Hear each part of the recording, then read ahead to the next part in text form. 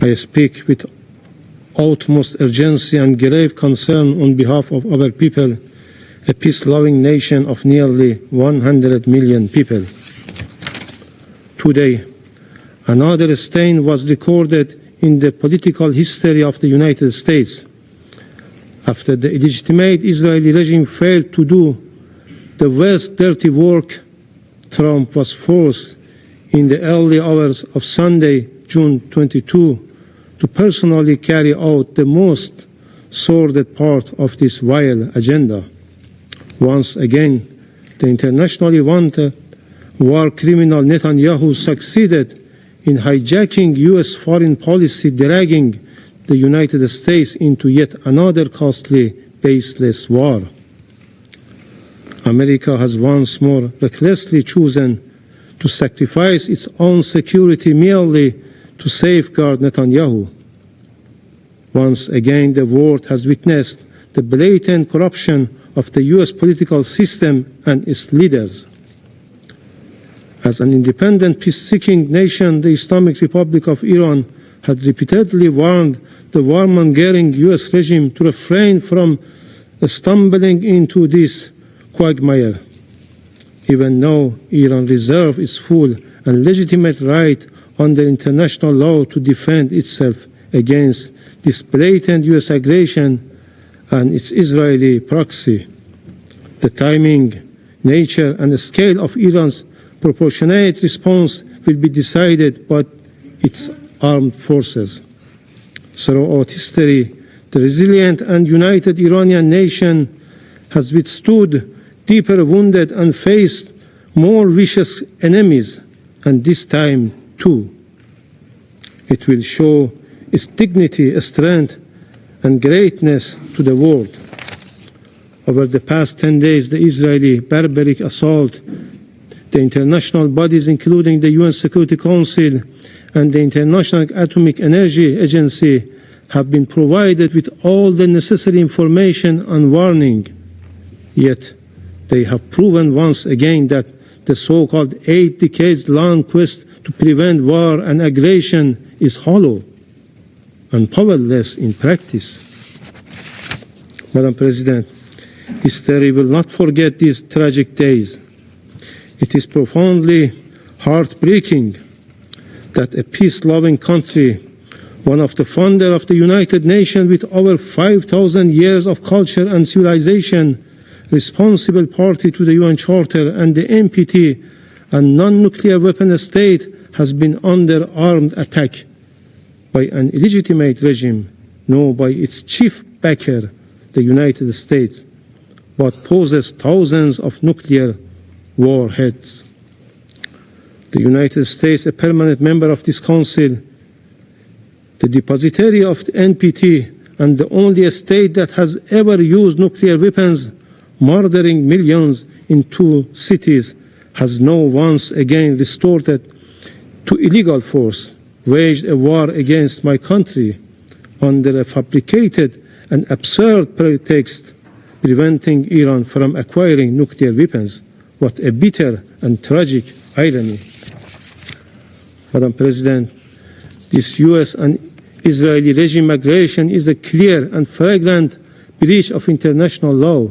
It breaches the preliminary norms of prohibition of aggression and the very fundamental principles enshrined in the UN Charter, namely Article 2.4, which categorically prohibits the threat or use of force against the sovereignty and territorial integrity of any member state. This illegal act also violates the Charter, a statute of the IAEA, relevant resolution of the Agency General Conference, Security Council Resolution 487 and 2231, as well as the NPT itself. Colleagues, while the representative of the United States continues to make baseless accusations against Iran, the international community is well aware of the well-documented and dark record of military intervention, illegal use of force against other sovereign states, and sponsorship of terrorism by the United States in the Middle East and across the world. The facts speak for themselves. All U.S. allegations against Iran are of unfounded, with no legal basis and politically motivated.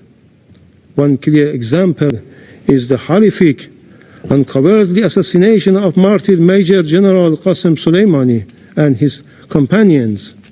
He was cowardly and deliberately assassinated while visiting Iraq at the formal request of the Iraqi government. This crime carried out by the United States forces on direct order of the then President of the United States, who yesterday again claimed the responsibility for such a heinous crime. Major General Soleimani remains a hero for our people and the nation in the region for countering terrorist group, in particular Daesh. Madam President, from its illegal invasion of Iraq and Afghanistan to its catastrophic intervention to Libya, the United States had ignored the UN Charter, shattered entire societies, and destabilized the region for decades. The people of these countries continue to pay the price for these reckless policies. Madam President, Israeli attack on June 13 and the US aerial strike on June 21 did not occur in vacuum. They are a direct result of the illegal and politically motivated actions of the United States and its European partners, the United Kingdom, France, and Germany, as well as biased conduct of the IAEA Director General. Undoubtedly, the United States, the UK, and France, three permanent members of this Council, along with the Israeli regime and the IAEA General Director, will bear full responsibility for the death of innocent civilians in Iran, especially women and children, and for destruction of vital civilian infrastructure. Madam President, Iran was preparing for the next round of diplomatic engagement with the United States on June 15, only for Israel to strike Iran 2 days before those talks could take place. In fact, Israel decided to destroy diplomacy. The so-called offer of diplomacy was nothing more than a deceitful policy to mislead the international community. This week, as our foreign minister held talks with the E3 European Troika and the European Union, the United States decided to destroy the diplomacy. What conclusion can be drawn from this situation? From the perspective of Western countries, Iran must return to the negotiation table. But as Iran's foreign minister mentioned, how can Iran return to something it never left, let alone? Madam President, the pattern is evident. The NPT, a cornerstone of non-proliferation regime, has been manipulated into a political weapon. Instead of granting parties legitimate right to peaceful nuclear energy, it has been exploited as a pretext for aggression and unlawful action that jeopardize the supreme interest of my country. The selective double standards behavior of IAEA board and the Security Council turning a blind eye to Israeli past attack on Iraq's Osirak reactor. It assaults on Iran nuclear sites under IAEA safeguards, and its ongoing aggression is a moral, political, and legal disgrace. This shame will forever tarnish the credibility of these international bodies. With such blatant bias, there is no assurance that the other NPT member will not face similar aggression.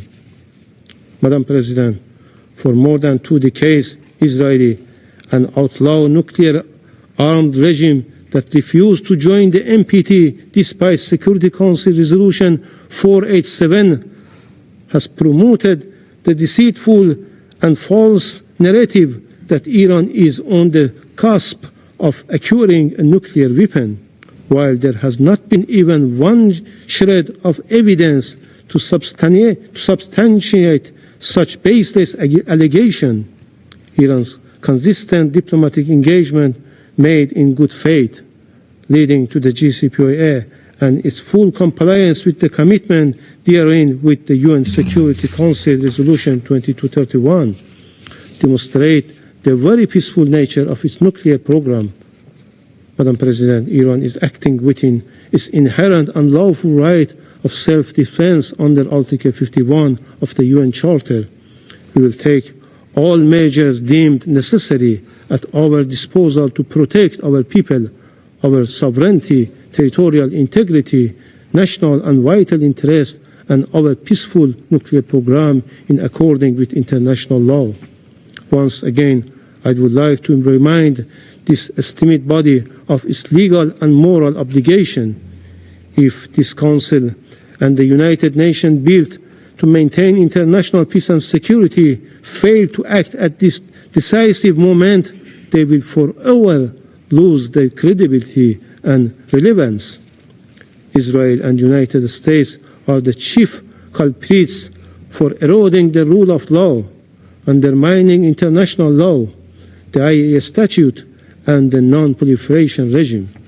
However, the silence, double standards, and complicity of international organizations and some Western countries, including France and the UK, are equally reprehensible.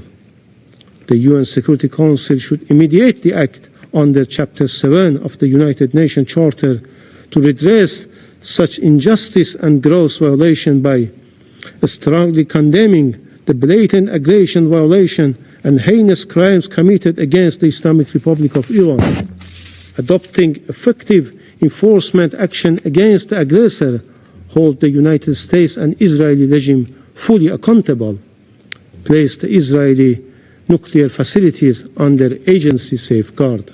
This is a historic test for this Council, for the United Nations as a whole. Every state and every responsible actor must rise to this occasion and condemn without ambiguity.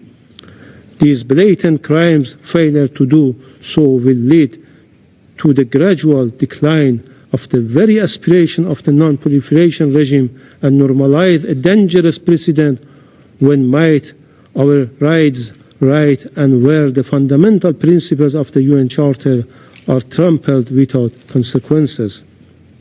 Madam President, distinguished colleagues, we stand at the crossroads. Let us be the moment we put an end to impunity, the moment we uphold the principles on which this Council was founded. This Council must act decisively. Silence will be complicity in these crimes.